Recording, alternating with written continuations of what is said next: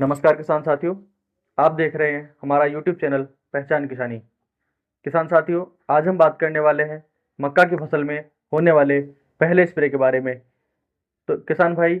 जो मक्का की खेती करते हैं, जिन्होंने मक्का लगाई हुई है या अभी मक्का की फसल लगा रहे हैं, तो यह वीडियो उन सभी किसान भाइयों के लिए बहुत ही आवश्यक और महत्वपूर्ण होने वाली है।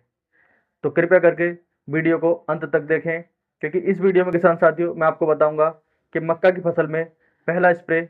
कब करें और कैसे करें तथा किन दवाओं का प्रयोग करें, जिससे हमारी जो मक्का की फसल में उसमें किसी भी प्रकार की कोई भी रोग बीमारी या फिर कीटों का अटैक ना हो,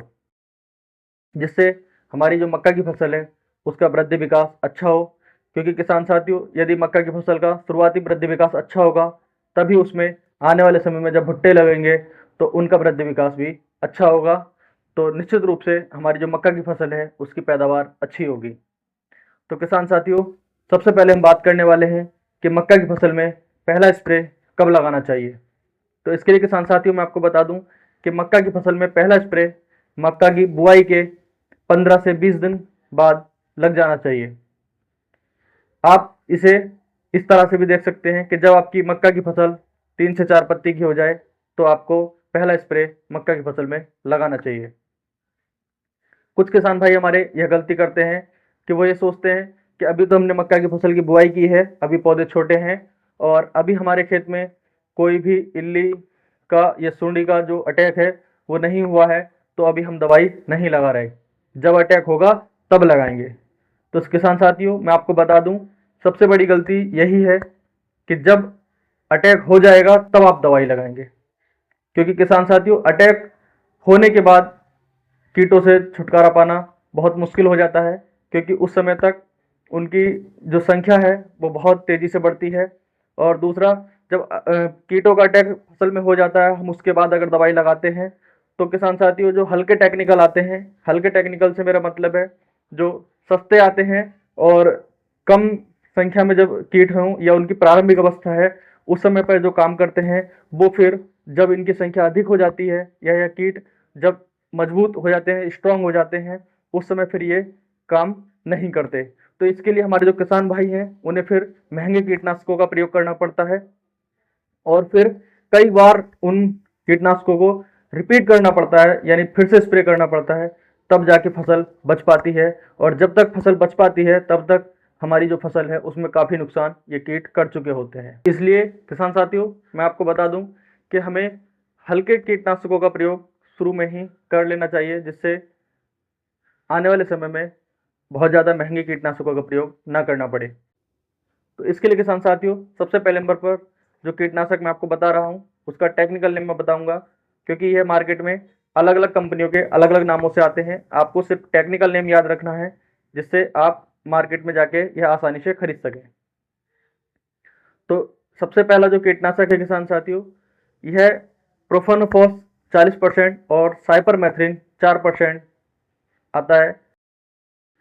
और यह जो कीटनाशक है किसान साथियों, यह आपकी मक्का की फसल से चबाने वाले और रस चूसने वाले दोनों प्रकार के कीटों को खत्म कर देगा। अब जिन किसान भाइयों ने मक्का की फसल लगाए हुए 15 से 20 दिन हो गए और अभी तक उन्होंने स्प्रे नहीं किया है और मक्का की फसल अब बड़ी हो रही है और उन्हें अपनी फसल में कीटों का अटैक दिख रहा है या वहाँ पे इल्ली या सुंडी का प्रकोप दिखाई दे रहा है, तो ऐसे किसान भाई इस दवा का अकेले का प्रयोग न करके इसके साथ में 100 ग्राम प्रति एकड़ के हिसाब से इमामेक्टिन बेंजोएट जो 5% में आती है उसका प्रयोग इसी के साथ में स्प्रे के रूप में करें। मार्केट में इमामेक्टिन बेंजोएट अलग अलग कंपनी के अलग अलग नामों से आती है, लेकिन जैसा कि किसान साथियों ने भी बताया है और मैंने भी इसका रिजल्ट देखा है, लेकिन फिर भी मैं आपको बता दूं कि किसी कंपनी के किसी भी प्रोडक्ट का प्रमोट करना मेरा उद्देश्य नहीं है, लेकिन जो उचित है वही जानकारी किसान साथियों मैं आपको देता हूं। तो आप चाहें तो मल्टीप्लेक्स कंपनी की इमामेक्टिन योद्धा के नाम से आती है, आप इसका प्रयोग भी इसके साथ में कर सकते हैं। और अगर इल्लियों का अटैक नहीं हुआ है, फसल अभी छोटी है, तो आप प्रोफेनोफॉस और साइपरमेथ्रिन जो पहले नंबर पर बताई थी सिर्फ कीटनाशक के रूप में इस अकेले को भी प्रयोग कर सकते हैं। तो यह तो बात हुई किसान साथियों कीटनाशक के बारे में। अब बात करते हैं किसान साथियों कि आपको इसके साथ में और क्या लगाना है जिससे हमारी जो फसल है उसकी वृद्धि विकास अच्छी हो। अच्छी वृद्धि विकास के लिए किसान साथियों आपको 1 किलोग्राम प्रति एकड़ के हिसाब से अपने खेत में 19-19-19 का प्रयोग करना है। यह जो 19-19-19 है किसान साथियों, इसमें नाइट्रोजन, फास्फोरस और पोटास तीनों ही 19-19-19% में पाई जाती हैं। तो यह जो 19-19-19 फर्टिलाइजर है किसान साथियों, इससे आपकी जो फसल है उसमें नाइट्रोजन होने के कारण उसकी जो वृद्धि है वो अच्छी होगी, और फास्फोरस और पोटास इसमें रहती है जिससे तने की जो मोटाई है और पत्तियों की चौड़ाई है वो भी बहुत अच्छी रहती है। तो जब वृद्धि विकास अच्छी होगी तो निश्चित रूप से हमारी जो फसल है वो अच्छी होगी। अब कुछ किसान भाई कहते हैं कि हमारी जो फसल है मक्का की, उगने के बाद लगभग 10 दिन बाद उसमें पीलापन आना शुरू हो गया या पत्तियों में क्लोरोफिल की कमी लग रही है। तो ऐसे किसान भाई 100 ग्राम से लेकर 150 ग्राम प्रति एकड़ के हिसाब से चिलेटेड जिंक का प्रयोग कर सकते हैं। अब चिलेटेड जिंक ही किसान साथियों मैंने क्यों बताई है, क्योंकि यहाँ पर आप जब एनपीके 19-19 का प्रयोग कर रहे हैं और इसके साथ में आप कोई अन्य जिंक का प्रयोग स्प्रे के रूप में करेंगे तो इससे आपकी जो दवा का घोल है वो फट जाएगा और इसके आपको साइड इफेक्ट देखने को मिलेंगे। तो इसलिए किसान साथियों आपको जो मैंने बताया है चिलेटेड जिंक, सिर्फ चिलेटेड जिंक का ही प्रयोग आपको इसके साथ करना है। और इसके अलावा किसान साथियों यदि आपको लग रहा है कि हमारे खेत में माइक्रोन्यूट्रेंट की कमी है या माइक्रोन्यूट्रेंट की कमी के कारण हमारी जो फसल है वो देखने में भी अच्छी नहीं लग रही है या फसल में पीलापन दिखाई दे रहा है,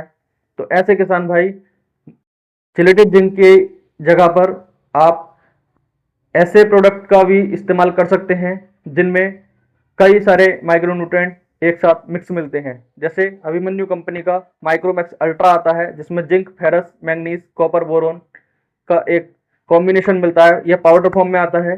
और किसान साथियों यह जो पाउडर फॉर्म में आता है यह चिलेटेड रहता है, चिलेटेड होता है, इसे आप